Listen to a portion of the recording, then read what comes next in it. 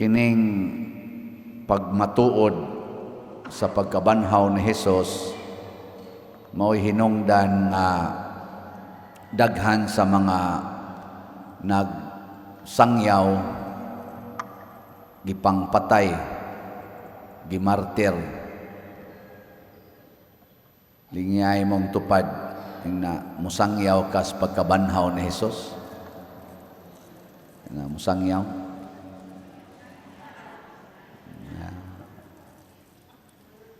Unsaon man pagsangyaw sa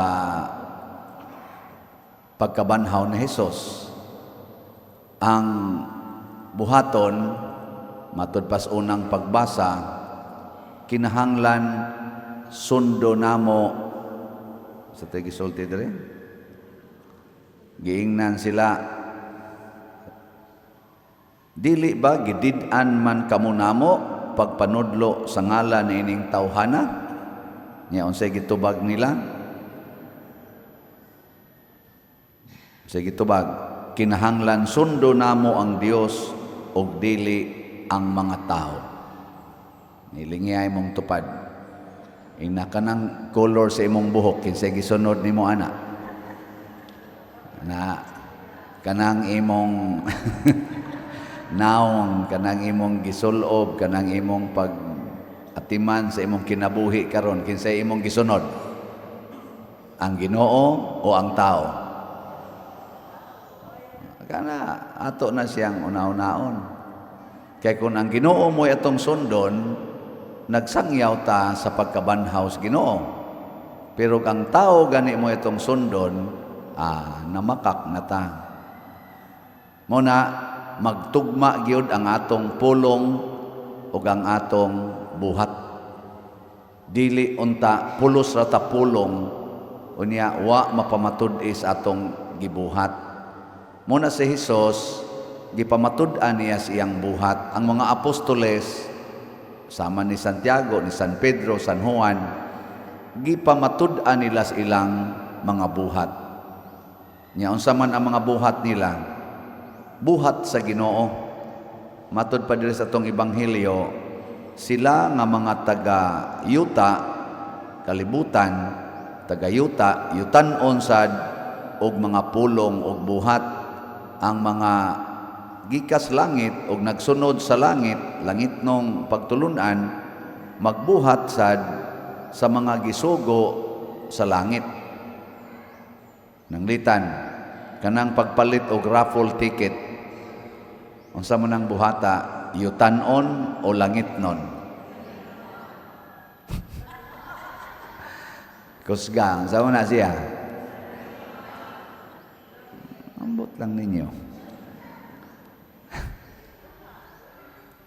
Unsaon na to pag ila nga yutan-on na siya? Nya unsaon na to pag ila nga langit-non ang buhata? Anang walang usay gamitay Bible. Unsa man? Ang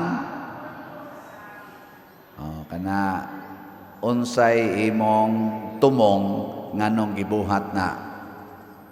Gibuhat ba na nimo para sa mga yutan-on nga katuyuan o gibuhat ba na nimo para sa langit-non nga katuyuan? Nya kining atong raffle ticket para man sa ato mga proyekto sa simbahan. Sama aning bell tower, adoration chapel, o atong CR diha para magamit sa musimba. Nya ato sang giplanuhan nga kana diyang atubangan atong butangag mga reboltos, mga apostoles. Nya ang kanisang ato mga bangko atong ilisan para maayo ang atong pagsimba.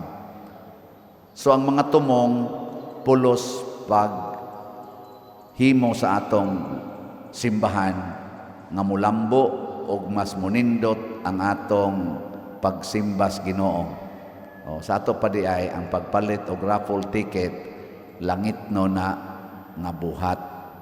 Unyag dili ka mo palit, kay mo palit kas imong pagkaon, mo palit pa kas imong mga butang nga palitonon sa imong balay, ana para jud ka mabuhi nya di sana nimo priority karon kay naa kay priority nga para baka sa imong mga sakyanan o imong bag o imong sa diha sinina or pag pa-eskwela sa imong mga anak ilang mga plite mo nang di jud ka spare o mga 200 pesos para lang yun sa ani di ka makasakripisyo sa imong pagkaon sa imong snacks unsa man na iyutanon ipulos mo na para sa imong kaugalingon nya unsa may mahitabo sige kag simba nya yutanon kay kag pangandoy adili mag-abot kaligut-gutan ta sa Dios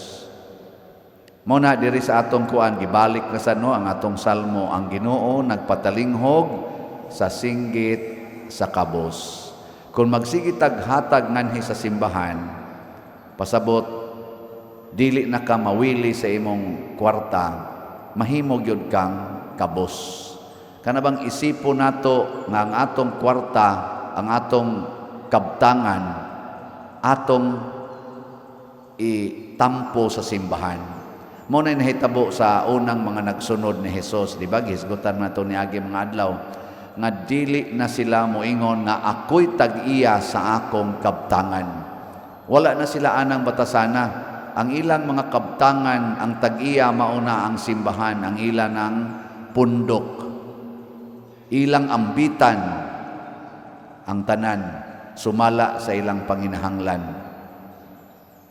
sa impeachment mini trial matod pa sa sana Luistro ba na nga nag-head dito sa ilang Committee on Justice niadtong niaging mga pila ka adlaw or the other day pa ilang gi presentar ang ilang mga testigo against ni Vice President Sara Duterte o kung atong tanawon sa social media hastas mga vlog diha sa ilang hearing sa ilang tubag-tubag makita gid nato nga ang ni testigo batok sa Vice Presidente nga naa kuno siya daghang nahibaw ang mga anomalya labi na gid kana si Madriaga sikat kay na karon wa gyoy kamatuoran ang iyang mga pulong hasta ang iyang gisuporta so unas tanan ang iyang mga pulong kutob ra gis pulong mga dagko kay mga akusasyon niya batok sa mga Duterte sa former President Rodrigo Duterte kaning Vice Presidente nato Sara Duterte perting dagkuas iyang mga gipang tug-an nga mga anomalya nga iyang nahibaw-an pero why konkretong ebidensya nya ni presentar po siya ebidensya sama atong painting nga hinatag kuno to siyang scholar gipalag sa dayon sa tinuod nga naghatag nga dili gyud ko scholar ang Madriaga kay pamilya ko sa mga gaysano mas scholar na hinuon kong Madriaga nga napriso man na tungod sa iyang daghang mga kaso so perting uwawa ang Kongreso sad katong Committee on Justice nganong gipalusot sa to nilang maong ebidensya nga painting wa gid nila usa sigurua so danghag as in danghag para lang yun na ikaakusar nya sunod niyang gipresentar nga nisikat sa naron katong duha ka bukchike apil para bagitaw nga akong gitrabahoan sa una manager's check sa Land Bank of the Philippines duha ka cheque lain-laing amount ang usa murag 84,000 unsa ta pila to 86 84 basta mga mga 84 million di ay 200 niya ang usa or 86 ba to 200 niya ang usa 4 million ba to duha ka cheque niya pariha og check number pastil lang yun giyon sa to nila asa nasayop ang Land Bank nga ang iyang giisyo dagko kayong amount. Unya, manager's check pag yun nga chikon man ginagmaayo, dagko pa yun kayong amount. Nya pariha og check number, kanus agot taon na mahitabo. Imposible iha na. Unya, ang iyang akusar nga kaning mao mga chiki gipa-pick up ni former President Rodrigo Duterte kay iyang ipa-deposit ba siyang account, iya ba to kay iya mangan, siya may pay tagaan kuno siya atong kwartaha nga mo balor og mga 90 million duha ka cheque. Nya si President Rodrigo Duterte kuno maoy naghatag niya ato gikan pagyud kuno sa naamang memory transaction nga dugay na kayo pamahuman sa sana Department of Human Settlement and Urban Development. Unya sa ato pa government office 90 million. Nya President Rodrigo Duterte ang nagpa-pick up. Pero ang date sa cheque Abril 2023. Unya ang termino ni Rodrigo Duterte nahunong atong June 2022. Giunsa man pagka nganong nahimo mang authority ang former president nga di naman to termino niya. Nganong nakaparelease si atong 90 million di sa ato pa kinsa may galingkod ang 2023. Na katawanan kaayo nya gipalusot ni sa Committee on Justice. Mauna ni ang quality sa atong mga legislators, pipila sa mga legislators. Ngano man taong nilingkod man sila diha, ingon ani sila kadanghag, katanga sa ilang pag-evaluate. Unya, si Congressman Marcolita nisuway pag hatag sa iyang komentaryo about sa credibility aning Madriaga, sigihan gyud og pahunong sa chairperson. Di na pwede. Against na imo nang evaluate iyang credibility. Di na pwede. Nya gipa-delete pag itong iyang mga statement na pag yun ni motion I would like to kuan nga i-delete ng iyang mga gipangsulti ni kuan about credibility. Nakaingon gud taon si Congressman Marcolita, Madam Chair, unsa na malay mahibilin sa akong gisulti? Magpili ra sila kung sa isulti, pero katong 18 Marines nga ning presentar og ilang ebidensya about aning dako kay corruption, ilang gi-evaluate og maayo ang credibility, ilang gidaot og maayo ang credibility. Allowed sila. Kadto si Gutesa nga nihatag og iya sang testimonya, ilang yapong gidaot ang credibility hasta pagani ang affidavit kinsay nagpirma, ilagi nang gidaot og maayo, okay ra. Pero ni ay ilang witness nga gikag prisuhan or napriso pa karon, isulti ang credibility, ilang tapinan. Mauna ni ang mga kalibutanong mga buhat nga matod pa ni Hesus, ang iya sa taas labaw sa tanan. Ngano man kay ang Dios nung kamatuoran dili mag-usab-usab o dili ka makakitag apan mubarog gyud na dili gyud na matandog.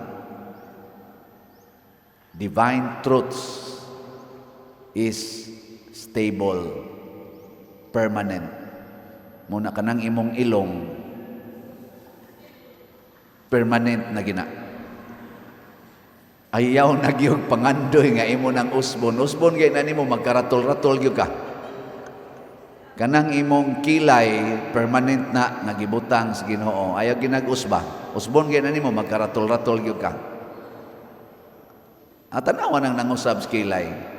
Di ba magsigig monitor kada adlaw, sigig monitor. Nga naman naratol. Pero tanawa nang wa mangusab sa kilay, wa mangusab sa buhok, tanawa stable kayo. Dali ra kay na sila mahuman mag-ilis. Dali ra kay na sila mubiya sa samin. Pero kadang ang nangusab siyang naong nga iyan ang ipangtabunan ang kamatuoran pagkadugayang mubiya anak sa samin hastang katapusang kudlit iya ginang daginoton kay basin unyag mamatikdan nga nasayop siyag badlis na sobra diri karing usa na kuwangan ana no. Bisan gani kanang di na kamatuoran balatan bana mangabit bisag dili gyud kay sila permanente magkita. Basta makapangabit, magkaratol-ratol gina, magpanglingi gina, bisag pari pa na, magpanglingi. Magkao pa na, magglasses, pero magpanglingi na magpanglingi. Oh. Kaya di naman kamatuoran, maratol ka. At tanawa karon sila, nagkakanga-kanga, pinahilak-hilak pas madriyaga, gikatawaan lang. Nga napato siya gisulti nga ako naka-witness gyud ko sa paghimo gyud anang unit team kana kuno si Bongbong Marcos og si Sara Duterte nahibaw siya nga duna nay agreement nga sa to term sharing inana niya pag napasigi pang sulting mga date nga nagkahiusa sila sa ilang plano mao tong nidagan unit team nya na kunoy plano si Vice President nga instruction sa kuno ni Rodrigo Duterte nga hala sige pag-vice anang Bongbong Marcos o niya inigabot nagmudaog na mong duha kana ganing himuan ta nagpaagi nga matagak na siya dauton ta nagmaayo aron inig katagak niya sa pagka-presidente ikaw na'y mahimong presidente himuon niyang murag stepping stone si Bongbong Marcos ang nipalag anang maong statement mao si Amy Marcos mismo naghimo din siya og public declaration nga dili gina tinuod ngano gud taong si BP Sara mo plano ana nga sa among survey adto bisag asa ka nga survey siya may nag-una pagka kandidato sa pagka-presidente ngano moagi pa man siya ni Bongbong Marcos og iya yung gusto nga mahimo siyang presidente nidaga na lang siya kinsa may makapildi niya nga siya may number 1 ato nya iya pag yung tatay mao pag yung sitting president kinahanglan pagit siyang moagi ana pagkataphaw nga maong rason wa gyapoy kamatuoran kay namakak man nagkaratol-ratol gani karon murag naay mga grupo nga ila kunong filean og kaso kana pwede magitingali na anang gitawag og perjury ba na o sana nga kaso imong ikuan na libel ba kana bang mo claim kang ingon ana siya nya di day tinuod nya naa sa media murag libel man tingali no libel ba na ako bugo sa kuan basta kana bang daoton nimo ang tao ba o ana na preso man gani si nga natong Barsaga ba to? Okay. Na ako no yung mga libelous niyang statement. Dili tinuod. Sige, lingi ako no imong tupad. Ing na tinuod yun imong tanang isulti. Ing na ba? Ing na tinuod yun. Di yun ka mamakak. Oy, magbantay ta ana kay ang Ginoo kamatuoran. He is truth. Dili siya gusto anang pamakak. Ang pamakak iya ginasiyawa. Nauna, iampo nato ning ato mga gipang-elect, mga gitawag ra ba ni sila people's representatives. Istoryahe. Mauna, unya dagko ra ba kay ni sila sweldo.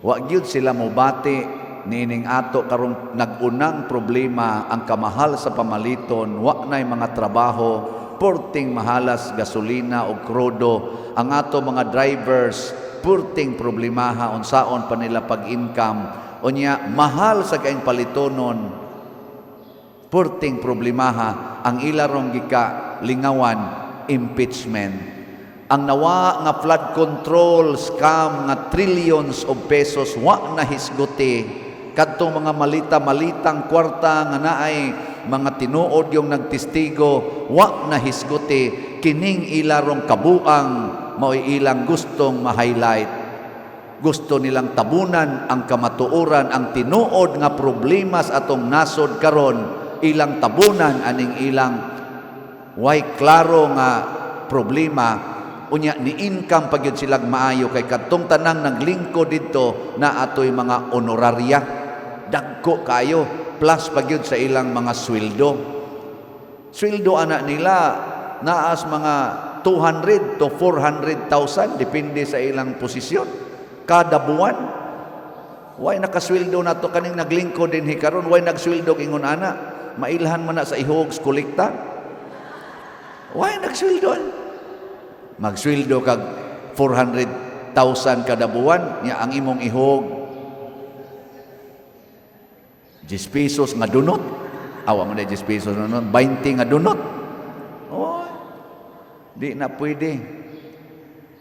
Pero wa gid sila pagbati. Gapahimos lang sila nato, dili tininuod. May karon kinsa man gyud nibati sa atong panginahanglan. Marcos Group, Duterte's Group, o Pinklawan's Group? Secret. Kinsa ninyo ang nibati sa panginahanglan sa atong simbahan karon, labi na ning mga raffle tickets nga atong fundraising? Ang mga wa say kwarta mo inibati. Congratulations kay nibati mo.